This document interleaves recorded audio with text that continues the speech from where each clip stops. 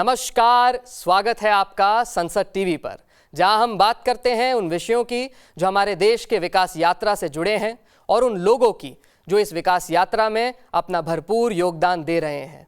मैं आपका दोस्त और होस्ट अभिनंदन कौल, और आज के कार्यक्रम में जिस विषय पे हम चर्चा करने जा रहे हैं वो ना कि सिर्फ तकनीक से जुड़ा है, बल्कि वे ग्रामीण भारत के जीवन में एक नई ऊर्जा और एक नए युग की शुरुआत कर रहा है। जी हाँ, हम बात कर रहे हैं नमो ड्रोन दीदी योजना की। इस योजना के माध्यम से भारत के गांव-गांव में नए बदलाव आ रहे हैं, नए आयाम खुल रहे हैं और महिला मुख्य भूमिका ग्रामीण अर्थव्यवस्था में निभाने जा रही हैं। तो आप सभी का बहुत बहुत धन्यवाद हमारे साथ आज स्टूडियो में जुड़ने के लिए। आपने अपना कीमती समय यहाँ निकाला और हमारे साथ जुड़े, तो बहुत बहुत धन्यवाद। तो शुरू करने से पहले मैं चाहूँगा कि आप सब एक बहुत ही संक्षिप्त रूप से अपना एक इंट्रोडक्शन दें। मैं एच.जी. पवार, कृषि अभियंता, कृषि एवं किसान कल्याण मंत्रालय। नमस्कार, मेरा नाम सोनू है। मुझे अब एक नमो ड्रोन दीदी के नाम से जाना जाता है। मेरा नाम अनिल पुलवारी है। मैं भारत सरकार के रसायन एवं उर्वरक मंत्रालय में उर्वरक विभाग में निदेशक पद पे आसीन हूँ। नमस्कार, मेरा नाम संजय कुमार है।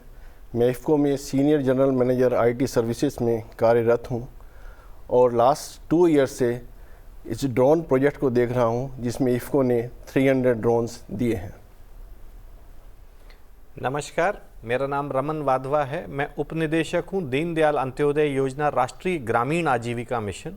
यह मिशन महिलाओं के स्वयं सहायता समूहों के माध्यम से कार्य करता है और मुख्य काम जो अभी है तकनीक के रूप में, वो ड्रोन दीदी इन्हीं समूह की जो हमारी सखियां हैं, बहनें हैं, उनके लिए ही ये योजना तैयार की गई है। मुझे लगता है ये जो बातचीत हम करने वाले हैं वो ना कि बहुत रोचक होगी, बट उसमें बहुत हमें ज्ञान मिलेगा, बहुत सीखने को मिलेगा और बहुत अलग अलग दृष्टिकोण हमें इस एक योजना के तहत देखने को मिलेंगे। तो बिना किसी देरी के मैं शुरू करता हूं और मैं शुरू करना चाहूँगा पवार जी आपसे, क्योंकि आप कृषि और किसान मंत्रालय से आ रहे हैं। तो आपसे मैं बस ये अनुरोध करूंगा कि शुरू करने के लिए आप ज़रा हमें ये बता सकते हैं कि ये जो ड्रोन दीदी स्कीम है, ये जो योजना है, इसको एक सरल रूप से आप हमें बताइए कि इसके क्या क्या ऐसे विशेषताएँ हैं और इसके पीछे का क्या उद्देश्य है।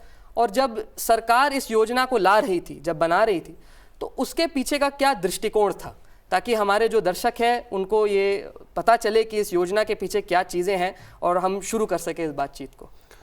माननीय प्रधानमंत्री जी ने 15 अगस्त 2023 में लाल किले के भाषण से कहा था कि कृषि में नई तकनीक के साथ कृषि करना चाहिए और ग्रामीण विकास के लिए प्रौद्योगिकी और विज्ञान का भी यूज़ करना चाहिए। उसी के तहत उन्होंने उस भाषण में कहा कि देश में 15,000 महिलाओं को, स्वयं सहायता महिलाओं को ड्रोन दिए जाएंगे और उनको प्रशिक्षण भी दिया जाएगा। ये 15,000 ड्रोन के साथ ड्रोन रेंटल पे दे के वो अपनी आजीविका बढ़ा सकती है। इस स्कीम का मुख्य उद्देश्य ये रहेगा कि फसल की उपज बढ़ाना, कम लागत करना और जो महिला समूह है उनकी आय बढ़ाना और उनको स्वयं सहायता रूप से निश्चित करना। मैं ये जानना चाहता हूँ कि आप उनको ड्रोन देते हैं, मगर उसके अलावा भी ऐसे कुछ लाभ हैं जो इस योजना के अंतर्गत है, जो ये जो समूह है इनको आकर्षित करता है, इनको प्रेरणा देता है कि ये इस योजना से जुड़े? जी हाँ, इस योजना में केवल ड्रोन ही नहीं, तो ड्रोन के साथ ट्रेनिंग भी दिया जाएगा, उनको प्रोपेलर शाफ्ट एक्स्ट्रा दिए जाएगी, बैटरी दी जाएगी, जो इसका एएमसी है, जो एनुअल मेंटेनेंस कॉन्ट्रैक्ट बोलते, वो भी इसके साथ लगा रहेगा।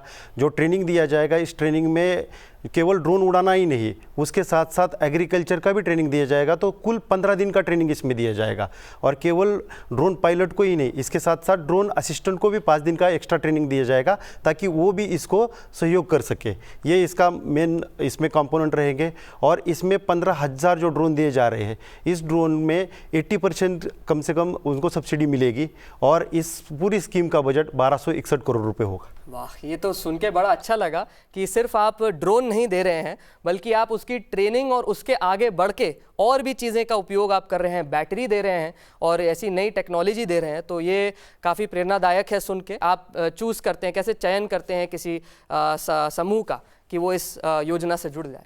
स्वयं सहायता समूह आज की तारीख में लगभग 10 करोड़ महिलाएं इस कार्यक्रम में जुड़ी हैं और जिसमें से कृषि के रूप में लगभग 4.5 करोड़ महिलाएं पहले से ही जिनको हमने विशेष प्रशिक्षण कृषि मंत्रालय के साथ या फिर अन्य विभागों के साथ मिलकर राज्य और केंद्र ने मिलकर दिया है। अब इसमें ये महत्वपूर्ण हो जाता है कि कौन इसमें से बेस्ट है ना। तो इसके लिए सरकार ने एक समिति बनाई है, राज्य स्तरीय समिति, स्टेट लेवल कमेटी हम कहते हैं, जिसमें राज्य के विभिन्न विभागों के अधिकारीगण हैं, साथ ही SRLM के भी लोग हैं और जिला स्तरीय लोग भी उसमें सहयोग करते हैं। तो उस समिति ने कुछ एक स्टैंडर्ड पैरामीटर बनाए कि ड्रोन किस तरह से इस SHG दीदी का चयन किया जाए और साथ साथ उस क्षेत्र का भी चयन किया जाए जहाँ पे इसकी शुरुआत होगी, क्योंकि ये एक ऐसी एक तो पहली बार एक तरह से पूरे क्षेत्र में कृषि को एक नई तकनीक से जोड़ने का विचार किया गया। तो इसमें सबसे पहले है कि हम क्षेत्र निर्धारण करें। तो क्षेत्र निर्धारण के लिए ये समझा गया कि जहाँ पे मोनोक्रॉप, एकल खेती जहाँ ज़्यादा होगी तो उस क्षेत्र को कोशिश की जाए। मान लीजिए एक क्षेत्र में सिर्फ वीट का ही काम है, गेहूं की फसल होती है, या किसी क्षेत्र में ज़्यादा एरिया में हम चावल करते हैं या कोई भी, तो ऐसे 100 से 150 हेक्टेयर का जो रकबा है उतना क्षेत्र का एक चयन किया जाता है। फिर उसमें उस क्षेत्र में जो ये हमारी जो समिति है इसने कुछ कुछ स्टैंडर्ड भारत सरकार ने बनाए हैं कि भाई यहाँ पे वो दीदी को इतना पास होना चाहिए, उसकी शिक्षा इतनी होनी चाहिए, साथ साथ वहाँ पे कस्टम हायरिंग सेंटर जैसे जो हम नवीन प्रकार के उपयुक्त उपकरण देते हैं कृषि विभाग की मदद से, वो वहाँ पर हो। बेसिक जो एक तैयारी है वो वहाँ पे पहले से हो। और तीसरा जो अन्य महत्वपूर्ण चीज़ है वो ये कि वहाँ पे SRLM की जो क्लस्टर लेवल फेडरेशन है, संकुल स्तरीय संगठन हम उसे कहते हैं, वो भी वहाँ पे काफ़ी सशक्त हो जो इन दीदियों को चयन कर सके। और फिर आता है उस दीदी का, उसका चयन, वो वहाँ पे कितना उसने कृषि सखी के रूप में काम किया है, कस्टम हायरिंग सेंटर में वो सपोर्ट दे रही है। तो एक बेसिक तैयारी जिसे कहते हैं ना प्रिलिमिनरी टेस्ट, तो वो प्रिलिमिनरी तैयारी करके वो नाम इस समिति को जाता है जो इस संकुल का और इस दीदी का SRLM के साथ मिलके नाम का निर्धारण करते हैं। मैं आप फुलवारी जी से अनुरोध करूंगा कि वो थोड़ा हमें बताएं कि जैसे अगर हम मैनुअल छिड़काव जो होता है उर्वरक का, या अगर हम ट्रैक्टर से छिड़काव करते हैं, तो वो तो है पारंपरिक तरीके जो हम पहले से हमारे भाई बहन, किसान भाई बहन अपना के कर रहे हैं। मगर अब ये ड्रोन आ चुका है, तो ड्रोन के उपयोग से जो हम छिड़काव करते हैं उसके क्या ऐसे लाभ है जो ये पारंपरिक जो छिड़काव होती हैं उनमें नहीं मिलती? ऐसे क्या लाभ है उनकी तुलना में जो ड्रोन से हम करेंगे तो हमें ज़्यादा लाभ मिलेगा, ज़्यादा फ़ायदा होगा? पहली तो बात कि ये जो ड्रोन दीदी स्कीम है वो एक नई पद्धति पर आधारित है जिसका मेन उद्देश्य महिलाओं को सशक्त करने के लिए है। तो महिलाओं को सशक्तिकरण के साथ साथ इस स्कीम में ये ड्रोन से जब स्प्रे किया जाएगा तो पुरानी पद्धति में जितना समय लगता था एक किसान पूरे खेत में खाद डालने में, सुबह से लेकर शाम तक पूरे खेत को कवर करता था, उसका काम जो है अब इस स्पेशली ड्रोन के थ्रू वो आधे घंटे में उस पूरे खेत का स्प्रे कर सकता है। तो समय बचेगा। समय के साथ साथ जो पहले एक्सीडेंट हुआ करते थे, इश्यूज़ ऐसे सुनने में आते थे कि खेतों में कुछ हैपनिंग हो गई है, तो उस तरीके के इश्यूज़ भी हैं वो ख़त्म हो जाएंगे। उसके साथ साथ जो ड्रोन दीदी स्कीम में ड्रोन के अंदर एक सेंसर्स और जीपीएस लगा होता है। जो सेंसर्स जीपीएस का काम ये होता है कि वो मॉनिटर करता है कि एक खेत में किस किस एरिया में कितनी मात्रा में कहाँ कितना खाद डालना है, कितना फर्टिलाइज़र, लिक्विड फर्टिलाइज़र स्प्रे करना है। तो सेंसर उसको ऑब्जर्व करने के बाद में फिर ड्रोन दीदी की मदद से, ड्रोन पायलट के थ्रू वो किस एरिया में कितना खाद डालना है वो स्प्रे करेगा, जिसमें उसकी एफिशिएंसी और एक उचित मात्रा में कहाँ कितना यूज़ करना है उसके यूज़ से उसकी मैक्सिमम उसको हम उपयोग कर पाएंगे।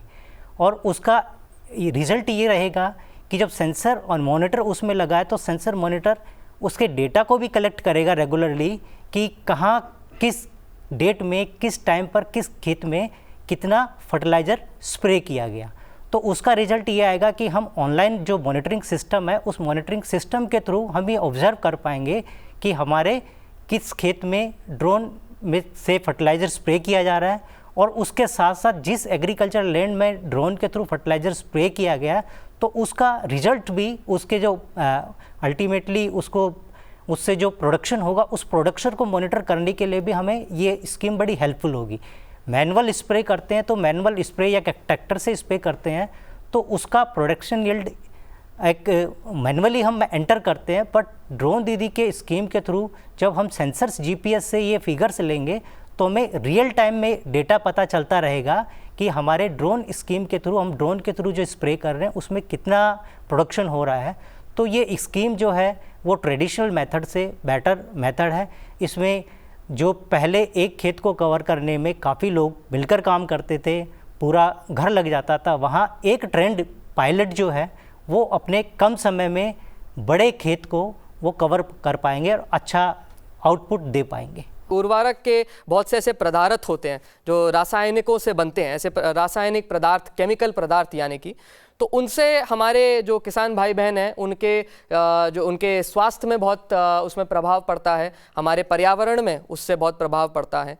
तो मैं ये जानना चाहता हूँ और संजय मित्तल जी आपसे जानना चाहता हूँ कि आप इफ़को के प्रतिनिधि हैं कि अगर हम उर्वरक को ड्रोन से डालें तो उससे जो ये प्रभाव है जो किसान के स्वास्थ्य पे या हमारे पर्यावरण पे पड़ता है ये रासायनिकों के वजह से, वो प्रभाव क्या कम हो सकता है, और अगर कम होता है तो ऐसा क्यों और कैसे सर?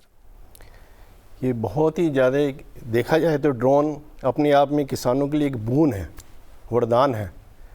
क्योंकि अभी क्या होता है, जब वो लोग अपना नॉर्मल स्प्रे से करते हैं तो उनको फील्ड में अंदर जाना होता है। जब फील्ड में जाते हैं तो उनका जो पेस्टिसाइड्स होते हैं, जो केमिकल स्प्रे करते हैं, उनका एक्सपोजर होता है, वो उनकी स्किन के ऊपर इफ़ेक्ट डालता है। जब वो अपनी इनहेल करते हैं तो उनके स्वास्थ्य के ऊपर उसका फ़र्क पड़ता है, उनकी आइज़ में इरिटेशंस होते हैं। ये ड्रोन से जब हम स्प्रे करते हैं, ड्रोन से स्प्रे खेत से बाहर खड़े होकर आप कर पाते हैं, तो इट मीन्स कि आपका जनरल एक्सपोजर नहीं हो रहा है, बहुत कम हो रहा है। इनका अगर इफ़ेक्ट आप कंटिन्यूस देखेंगे तो ये इस तरह की बीमारियां कर देता है जो उसके लिए बहुत ही ख़तरनाक है। कभी कभी उसको कैंसर तक की प्रॉब्लम्स हो जाती हैं। दूसरा सबसे बड़ा एक मैं एग्जांपल देता हूँ, कुछ क्रॉप हैं जैसे आपकी शुगर केन की क्रॉप है, कपास की क्रॉप है, कॉटन क्रॉप है, तो उसमें जो ड्रॉपलेट साइज होता है, जो ड्रोन से ड्रॉपलेट साइज होता है वो 50 माइक्रोन होता है। जब आप नॉर्मल स्प्रेयर से यूज़ करते हैं तो वो 500 प्लस माइक्रोन होता है। जब आप उसको स्प्रे करने के लिए अंदर जाते हैं तो वो जो पत्तियां गीली होती हैं, जब वो अंदर जा रहे हैं तो उसकी स्किन पे वो केमिकल डिपॉजिट हो जाते हैं, तो उससे उसको स्किन प्रॉब्लम्स होती हैं। तो ड्रोन से उसका कोई इम्पैक्ट नहीं होगा। दूसरा क्या होता है, इसमें एक्सेसिव आपका केमिकल का स्प्रे नहीं होता है। जब ड्रोन से स्प्रे करते हैं तो यूनिफॉर्म स्प्रे होता है, कहीं पे एक्सेस स्प्रे नहीं होता। इसका एनवायरनमेंट के ऊपर भी बहुत इम्पैक्ट है। जब आप एक्सेसिव स्प्रे करते हैं तो वो सोयल को ख़राब होता है, साथ में बराबर में कोई अगर वाटर बॉडीज़ हैं तो उसमें वो ट्रांसमिट हो जाता है। तो इससे आप देखेंगे कि आपकी सोयल भी ख़राब हो रही है, वाटर भी ख़राब हो रहा है। एक और एडवांटेज मैं आपको बताना चाहता हूँ ड्रोन से, कि ड्रोन से आप 10 लीटर पानी में ही 1 एकड़ कवर कर सकते हैं, और 5 to 6 मिनट में, जैसे सर ने भी बताया था, 6 to 7 मिनट में हम पूरा 1 एकड़ कवर कर सकते हैं। जबकि आपके ट्रैक्टर माउंटेड या दूसरे स्पेयर्स होते हैं उनमें 150 लीटर पानी जाता है, और उसमें एक ड्रोन से अगर चाहें तो लगभग 20 एकड़ प्रतिदिन हम कर सकते हैं। जबकि मैनुअल से अगर हम किसान करता है तो 3 एकड़ से ज़्यादा नहीं कर पाएगा, और ट्रैक्टर माउंटेड अगर स्प्रे यूज़ करते हैं तो उसमें 5 एकड़ यूज होता है। तो इसके बहुत एडवांटेज हैं। जी सर, और आप इफ़को से जुड़े हैं तो आप ये भी थोड़ा इस पर भी प्रकाशित हमें करिए कि आपने अभी तक कितने ड्रोन बांटे हैं और इसकी जो प्रक्रिया थी, इसकी क्या प्रक्रिया होती है। जैसे आप ड्रोन बांटते हैं तो उसके बाद आप फॉलो अप कैसे करते हैं, क्या इसका पूरा सिस्टम होता है, थोड़ा इस पर भी हमें ज्ञान दीजिए। इस स्कीम के तहत फर्स्ट फेज में 500 ड्रोन्स दिए गए हैं, जिसमें 300 ड्रोन्स इफ़को ने दिए थे। तो जैसा सर ने भी बताया था कि एक सिलेक्शन क्राइटेरिया होता है। दीदीज़ को जो सबसे पहले जब सेलेक्ट हो जाते हैं तो उनको ट्रेनिंग के लिए हम RPTO सेंटर्स बुलाते हैं। जब हमने इफ़को के ड्रोन्स डिस्ट्रीब्यूट किए तो हमको इनिशियल, क्योंकि नई स्कीम थी, बहुत चैलेंजेज हम लोगों ने फेस किए। सबसे बड़ा चैलेंज हमने देखा था कि कुछ दीदी ऐसी थी जिन्होंने कभी मोबाइल फ़ोन भी, स्मार्टफोन बेसिकली होना चाहिए, वो यूज़ नहीं किया था। तो उनको उससे लेवल में ट्रेन करना, एज ए ड्रोन पायलट की ट्रेनिंग देना अपने आप में बहुत बड़ा एक चैलेंज था। दूसरा, हम लोगों ने मीडियम क्लास के ड्रोन दिए। उस टाइम पर सिर्फ 2 RPTO थे जो मीडियम क्लास के ड्रोन की ट्रेनिंग देते थे। तो हम लोगों को 500 ड्रोन दीदीज़ को ट्रेन करना था, 300 IFFCO को प्लस 200 CIL दूसरी कंपनी थी उनको देना था। इनिशियली हमने देखा कि उसमें कुछ गवर्नमेंट की गाइडलाइंस भी थी DGCA की कि हर नमो ड्रोन दीदी या कोई भी जिसको ड्रोन पायलट बनना है उनके पास पायलट का लाइसेंस होना चाहिए। तो आप समझ सकते हैं कि ड्रोन दीदी के पास जो गांव में रहते हैं उनके पास ड्रोन पायलट का लाइसेंस कैसे आएगा। तो वो DGCA से सभी लोगों ने फॉलोअप किया तो वो एग्जम्प्ट हुआ। दूसरी सबसे बड़ी प्रॉब्लम जो आ रही थी, जो कैरिकुलम था पूरा इंग्लिश में था। तो हमारी नमो ड्रोन दीदीज़ के लिए बहुत ही थोड़ा डिफ़िकल्ट था ये वाली चीज़ें। तो सभी ने उसको टेकअप किया DGCA से, तो उन्होंने उसको मल्टीलिंगुअल में हम लोगों को अलाउ किया। तो इस तरह से हम लोगों ने ये ट्रेनिंग का स्टार्ट किया। सबसे बड़ा चैलेंज दीदीज़ के लिए जो हम लोगों ने ऑब्जर्व किया कि 15 डेज़ उनको अपने घर से किसी हॉस्टल में रह के उनको ट्रेनिंग कराना। तो उसमें हम लोगों ने क्या किया, जो नेचुरल कोर्स का पीरियड था वो अराउंड 8 डेज़ था। तो हम लोगों ने उनका लेवल देख के उनको 10 डेज़ का पूरा ट्रेनिंग दिया। 5 डेज़ की ट्रेनिंग उस ड्रोन के ऊपर जिस ड्रोन को उनको उड़ाना है। क्या होता है कि आपने ट्रेनिंग तो किसी दूसरे ड्रोन पे ली है, लेकिन ड्रोन आपको वो उड़ाना है जिसको आपको पता नहीं है, उसमें डिफरेंट चीज़ें होती हैं। तो हम लोगों ने वो ड्रोन के ऊपर ट्रेनिंग दी, उनको कैसे केमिकल फर्टिलाइज़र की जगह कैसे नैनो फर्टिलाइज़र यूज़ करना है, पेस्टिसाइड यूज़ करना है, तो उनकी पूरी ट्रेनिंग दी गई। इसके बाद भी हम लोगों ने देखा कि ये ट्रेनिंग भी उनके लिए सफिशेंट नहीं है। तो IFFCO ने एक अलग से ड्राइव चलाया कि 2 दिन की नमो ड्रोन दीदी के घर पर हम लोगों ने उन ड्रोन एंटरप्रेन्योर जो ड्रोन पायलट्स थे, जो ट्रेन पायलट थे, उनको वहाँ पर भेजा, जिससे उनको कॉन्फिडेंस आए। और 2 दिन में उनको 40 एकड़्स स्प्रे कराया, जिससे उनको कॉन्फिडेंस आए। तो ये तो मैंने आपको थोड़ा ट्रेनिंग के चैलेंजेस बताए हैं कि हमारी नमो ड्रोन दीदी 300 नमो ड्रोन दीदी ने अब तक 1,21,000 एकड़ स्प्रे किया है पूरे ऑल ओवर इंडिया। और उनकी जो इनकम हुई है अराउंड 4 करोड़ रुपीस की इनकम उन दीदीज़ ने की है। नमो ड्रोन दीदी को पायलट बनने के लिए पहले पासपोर्ट की रिक्वायरमेंट थी, अब DGCA ने पासपोर्ट की रिक्वायरमेंट को ख़त्म कर दिया है। ग्रामीण क्षेत्र में जहाँ पे पहले बिजली नहीं आती थी, पहले पानी नहीं आता था, अब वहाँ ड्रोन चल रहे हैं, तो ये बड़ी अच्छी बात है। तो हमारे साथ भी स्टूडियो में एक ड्रोन दीदी बैठी हैं, तो मैं आपसे पूछना चाहूँगा सोनू जी, आपका कैसा पहली बार जब आपने वो ड्रोन का रिमोट हाथ में पकड़ा था, जैसे सर ने बताया काफ़ी मुश्किलें आई, तो पहली बार पकड़ा और पहली बार जब आपने ड्रोन को चलाया तो तब आपको कैसा अनुभव था? क्या आपको डर लग रहा था या जोश आ रहा था? कैसा लग रहा था, आप थोड़ा हमें बताइए। सर अलग ही फीलिंग हुई थी कि हमको एक ड्रोन उड़ाना है। हम में एक जुनून भी था कि हमको ड्रोन उड़ा के खेतों में स्प्रे करना है। जब हम खेतों में स्प्रे करने के लिए गए ना, तो किसान भी हमको देख के मतलब उनको ये लगा कि महिला आके हमारे खेतों में स्प्रे कर पाएंगी कि नहीं, पर हमने ये करके दिखाया उन्हें कि हम ये चीज़ कर सकते हैं, ड्रोन उड़ा के स्प्रे कर सकते हैं। जी मैम, ये तो बहुत ही प्रेरणादायक है, क्योंकि अब आपने जो आपका अनुभव रहा है उससे तो मुझे यही लगता है कि जो नमो ड्रोन दीदी योजना है उसने एक नई तरह की ऊर्जा और आत्मशक्ति सब ड्रोन दीदियों में भरा है और सब हमारे ग्रामीण क्षेत्र में जो महिला रहती हैं उनको दिया है। तो थोड़ा आप हमें ये बता सकते हैं कि ड्रोन को इसका इस्तेमाल करके आपने अभी तक कितना ज़मीन आपने अभी तक कवर किया है? मैंने अब तक 1000 एकड़ ज़मीन कवर कर चुकी हूँ। वाह, ये तो आने वाले टाइम में भी मुझे लगता है कि मैं और भी एकड़ कवर कर सकती हूँ। बिल्कुल मैम, आपने तो इतने कम समय में, क्योंकि योजना तो अभी कुछ 1-2 साल पहले ही आई थी और इतने कम समय में आपने इतना कुछ कवर कर लिया, तो ये तो बहुत बड़ी बात है। और इसी से जुड़ा एक और मेरा सवाल होगा मैम कि अभी जो खेती का सीज़न आ रहा है, जो फसल कटने को जा रही है, जी सर, उसमें आपको क्या लगता है आपका कितना व्यवसाय रहेगा, कितने व्यवसाय की उम्मीद है, और क्या आपको लगता है कि उसमें जो ड्रोन दीदी योजना है उसका भी कुछ योगदान रहा है?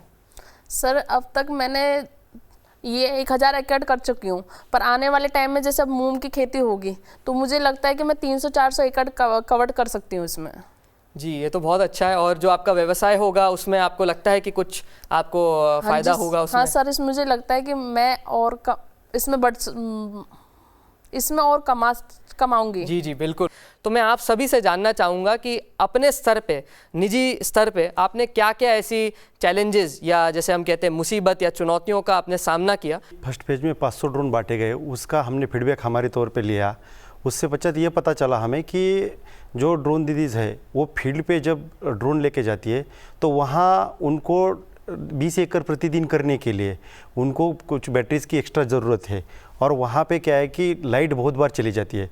तो इसलिए इसको ध्यान में रखते हुए हमने जो ड्रोन अभी दे रहे हैं उस पैकेज में एक जेनसेट भी इंक्लूड किया है, ताकि उनको चार्जिंग का कोई प्रॉब्लम ना आ जाए और आराम से चार्जिंग करके एक दिन में वो 20 एकड़ खेती कर पाए। दूसरा ये है कि हमने देखा कि बहुत सारी दीदीज़ है कि वो ट्रेनिंग करने के पश्चात भी उनको एक्चुअली एग्रीकल्चर का नॉलेज ना होने के कारण ज़्यादा, तो वो सही ढंग से वो काम नहीं कर पा रही थी। जो हमने ट्रेनिंग सिलेबस बनाया एक्सपर्ट के साथ बात करके, उसमें इन सभी चीज़ों को हमने ध्यान में रखे हुए उस ट्रेनिंग सिलेबस में उसको इंक्लूड किया, ताकि उनको जो दिक्कतें आई वो दिक्कतें फ्यूचर में आने देने वाले जो 14,500 ड्रोन है उसमें ना आ जाए। इस तरह की समस्याओं को दूर करने की हमने कोशिश की। बहुत बढ़िया। मैम, आपको क्या ऐसे कोई दिक्कत मुश्किलें आई जब आप सीख रहे थे ड्रोन का, या अभी भी जब आप चलाते हैं? सर, आपको पता है कि हम एक महिला हैं, तो हमको एक पर्दा में रहने की वो है कि पर्दे में ही रहना है। पर जब हमें पता चला कि हम एक सेल्फ हेल्प ग्रुप से जुड़ने के बाद मुझे ये पता चला कि हमें ये ट्रेनिंग दी जा रही है, तो मैंने अपने घर वालों को भी मनाया कि मुझे इस चीज़ में करना है, आगे बढ़ना है, मुझे करके दिखाना है कि एक लेडीज़ भी ड्रोन उड़ा सकती है। जी मैम, बिल्कुल। और मुझे पूरा विश्वास है कि जो हमारे दर्शक देख रहे हैं का जो लाखों करोड़ों महिलाएं देख रही हैं, उनको आपसे बहुत प्रेरणा मिलेगी मैम। मुश्किलें तो अभी ये स्कीम जो है वो इनिशियल फेज में है, और इनिशियल फेज में हम भी मानते हैं कि बहुत सारे चैलेंजेस हैं। अभी ट्रेनिंग जब कराई जा रही है, ट्रेनिंग के बाद में कुछ टाइम बाद में उनके रिफ्रेशर ट्रेनिंग्स भी हो, ताकि उनको पुराना सीखा हुआ उनका मेंटेन रहे। उसके साथ साथ डिपार्टमेंट ऑफ फर्टिलाइज़र कुछ रेगुलरली वीकली बेसिस पे मॉनिटर करते हैं कि जितनी ड्रोन दीदी जिनको ड्रोन्स डिस्ट्रीब्यूट किए गए हैं वो ड्रोन दीदी है, उनकी अर्निंग प्रॉपर हो रही है नहीं हो रही है, वो टाइमली उनको बिजनेस मिल रहा है नहीं मिल रहा है, तो उसको मॉनिटर करते हैं। जहाँ किसी फर्टिलाइज़र लीड फर्टिलाइज़र कंपनी में ये प्रॉब्लम्स आती हैं कि कहीं ड्रोन दीदी को बिजनेस नहीं मिल रहा है, तो हम लीड फर्टिलाइज़र कंपनी को प्रेशराइज करते हैं, उनसे रिक्वेस्ट करते हैं कि आप अपने फील्ड में जाइए और अपने जितनी भी ड्रोन दीदी है उनको मोटिवेट कीजिए, ताकि वो और अपना काम बढ़ाए और उनको काम मिले। और इवन लीड फर्टिलाइज़र कंपनियां भी बड़ी तन्मयता से रेगुलरली बहुत मेहनत करते हुए उनको सभी दीदी को रेगुलरली जाकर उनको बताते हैं कि आपको किस तरीके से बिजनेस करना है, किस तरीके से काम करना है। जैसे दीदी ने बताया कि एक महिला होते हुए गांव में जाकर और पर्दा प्रथा में रहना, तो उन ऐसे चैलेंजेस को दूर करने के लिए लीड फर्टिलाइज़र कंपनी है डायरेक्ट डिपार्टमेंट ऑफ फर्टिलाइज़र के डायरेक्शन पर उनको रेगुलरली मॉनिटर करती है, उनको बताती है कि आप कर सकते हैं। बड़े अच्छे फीडबैक आते हैं, बहुत अच्छी बातें बताती हैं वो कि उनका एक गांव में एक पहचान बनी है, उनको एक दीदी के नाम से लोग जानने लगे हैं। जो पहले गांव में एक महिला के नाम से जानते थे कि उनकी पत्नी है या उनकी बेटी है, आज उनको एक दीदी का एक पहचान मिली कि ये ड्रोन दीदी है। जब वो अपने गांव में चलती हैं तो पहचान के उनको दूर से बोलते कि हाँ वो दीदी, जो कि अपने आप में दीदी के लिए बहुत ही प्राउड सिंपल होता है। कठिनाई थी ये सिर्फ ट्रेनिंग से रिलेटेड थी, लेकिन जब एक्चुअल फील्ड में दीदीज़ ने काम करना शुरू किया तो और डिफरेंट तरह की कठिनाइयाँ आई। किसी भी फील्ड में जब देखते हैं तो उसमें फील्ड में ट्री होता है, ओवरहेड वायर्स होते हैं, तो उनमें जबकि हमारे ड्रोन्स के ऊपर सेंसर्स लगे रहते हैं, वो उनको प्रोटेक्ट करने के लिए होते हैं, फिर भी बहुत ऐसे केसेस हुए कि वो ट्री से टकरा गया, कहीं वायर्स में चला गया। कभी कभी वो उतना कॉन्फिडेंस नहीं होने, इनिशियली कॉन्फिडेंस नहीं होने की वजह से वो ड्रोन मिस हैंडल हो जाते थे, तो उनकी रिपेयर एंड मेंटेनेंस कराना की बहुत बड़ा चैलेंज था। क्योंकि जो हमारी ड्रोन इंडस्ट्री है उनके पास उतना पूरा सेटअप नहीं है कि हमारे जो ड्रोन हैं वो ऑल ओवर इंडिया डिस्ट्रीब्यूटेड हैं, तो उनके पास रिपेयर एंड मेंटेनेंस के लिए उतना स्टाफ नहीं है। वो एक जगह से दूसरी जगह जाएं, वहाँ पे उनको रिपेयर करें, तो उस पीरियड में बहुत ज़्यादा टाइम वेस्ट हो रहा था। तो हम लोगों ने देखा कि हमारी दीदीज़ को और ट्रेनिंग की ज़रूरत है, तो हम लोगों ने वर्चुअली भी इनकी ट्रेनिंग कराई है इनकी। और जब सीज़न चेंज होता है तो हम लोगों ने अपने जितने भी ड्रोन एंटरप्रेन्योर, जिन ड्रोन OEMs हैं जिनसे हमने ड्रोन ख़रीदे थे, उनको भेजा फील्ड पे कि आप उनकी प्रिवेंटिव मेंटेनेंस कीजिए, जिससे उसमें ड्रोन में भी कोई इशू ना हो, और अगर हमारी दीदीज़ की कोई इश्यूज़ हैं, उनकी अंडरस्टैंडिंग इश्यूज़ हैं, वो उसको रिजॉल्व कर पाएँ। और हम कोशिश करते थे कि वो मैनुअल मोड में ना चला के ऑटोमेटिक मोड में चलाएं, क्योंकि मैनुअल मोड से थोड़ा सा चांसेस ज़्यादा होते हैं ड्रोन के। तो इस तरह के हम लोगों ने व्हाट्सएप ग्रुप बनाए, उनको मोटिवेट करते हैं, ऑनलाइन उनकी ट्रेनिंग करते हैं। दूसरा, हम लोगों ने सॉफ्टवेयर बना के उनको पूरा, जैसे सर ने भी बताया था, कि मॉनिटरिंग करते हैं। तो उससे हमें पता चलता है कि कौन सी दीदी कहाँ पे उड़ा रही हैं, कैसा रेस्पॉन्स चल रहा है, क्योंकि वहाँ से जब ड्रोन उड़ता है तो हमें every second we are getting the data. Yes sir. तो उस डेटा को हम मॉनिटर कर पाते हैं। तो बहुत अच्छा है सर कि आपने कैसे जो ये मुसीबतें आईं, आप सभी ने उसको उस पे आप रुके नहीं, आप डटे रहें अपने सल्यूशन पे, समाधान पे, और आप काम करते गए। सर वाधवा जी, आप भी कुछ इस पे बताना चाहेंगे कि आपके स्तर पे ऐसी क्या मुश्किलें आईं और कैसे उसका सामना किया आपने? आजीविका मिशन एक सोशल सेक्टर स्किल्स वाला मिशन है। जैसा अभी दीदी बता रहे थे कि हम महिला हैं, ये पूरा का पूरा मिशन महिलाओं पे ही कार्य करता है। तो ड्रोन दीदी का जो कॉन्सेप्ट है उसमें है एक नमो ड्रोन दीदी और एक है ड्रोन सहायक। ड्रोन सहायक जो है ज़्यादातर या तो उनके परिवार में से उनके पति होंगे या उनका कोई पुरुष सदस्य होगा। तो जब समाज में जाते हैं, ये तो ड्रोन दीदी हो गए, ये सहायक हो गए। तो ये जो एक डाइकोटॉमी है, इसको कैसे ब्रेक किया जाए, मतलब ये बड़ा अजीब सा चैलेंज लगता है। लेकिन उनको निरंतर प्रशिक्षण या हमेशा प्रोत्साहित करना कि ये आपके सहयोगी हैं। जो टर्म सहायक है ये केवल एक टर्मिनोलॉजी है, तो आप उनके व्यापारिक सहयोगी हैं इस कार्य में। तो एक मोटिवेशन दोनों को, मीन्स अगर पति पत्नी हैं या परिवार में पुरुष हैं, तो उसको एक ब्रेक करने का जो हमारा चैलेंज था, शायद उसमें हमने काफ़ी सफलता हासिल करी है कि हाँ, ये जो हम आगे 15,000 देंगे कि इनको मिल के काम करना है, व्यापार बढ़ाना है। एक जो अन्य चैलेंज आता है वो ये, जैसे दीदी ने कहा, मैंने 1000 एकड़ तक स्प्रे किया है, लेकिन इस बिज़नेस को कैसे बढ़ाएं? मिशन एक तरफ तो काम कर रहा है तकनीक पर, एक तरफ हम कह रहे हैं लखपति दीदी हमारे को तैयार करनी है, और इस नमो ड्रोन दीदी भी एक ये व्यवसाय का रूप इसे और कैसे दिया जाए। तो ये हमारे लिए एक नए तरह का चैलेंज है कि केवल ड्रोन क्या सिर्फ स्प्रे ही करेगा या इसके और भी आयाम हो सकते हैं।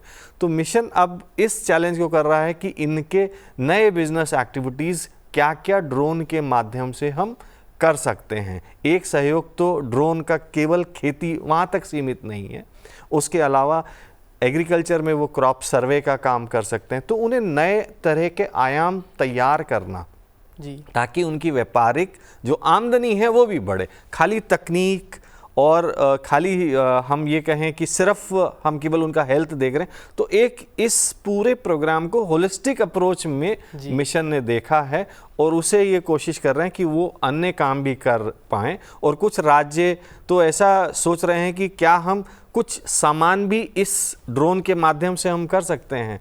तो इस तरह के जो नए चैलेंजेस आ रहे हैं बिजनेस अपॉर्चुनिटीज़ क्रिएट करने के, वो चैलेंज को दूर करने के लिए या उस पे पॉलिसी निर्माण पे, उस पे हम लोग वर्क कर रहे हैं। और शायद आगे आने वाले समय में नमो ड्रोन दीदी खेती और स्प्रे के आगे नए नमो ड्रोन बिजनेस दीदी के रूप में भी जानी जा सकती है। बिल्कुल सर। तो आप सभी ने और स्पेशली आपने सर जो मुसीबतें आई उनको मौका बना दिया, आपदा को अवसर बना दिया। और मुझे लगता है जो हमारे सारे दर्शक देख रहे हैं उन्हें भी इससे प्रेरणा लेनी चाहिए। और ये योजना की बात नहीं है, हमारे निजी जीवन में भी यही भाव होना चाहिए, यही मंत्र होना चाहिए कि कोई भी मुसीबत आए, कोई भी चुनौती आए, हम उसको डट के उसका सामना करें और उसको मौका बना दें, आपदा को अवसर बना दें। तो बहुत बहुत धन्यवाद हमसे जुड़ने के लिए संसद टीवी पे। और किसी दिन मिलते हैं किसी और कार्यक्रम के लिए। अभी के लिए नमस्कार, जय हिंद।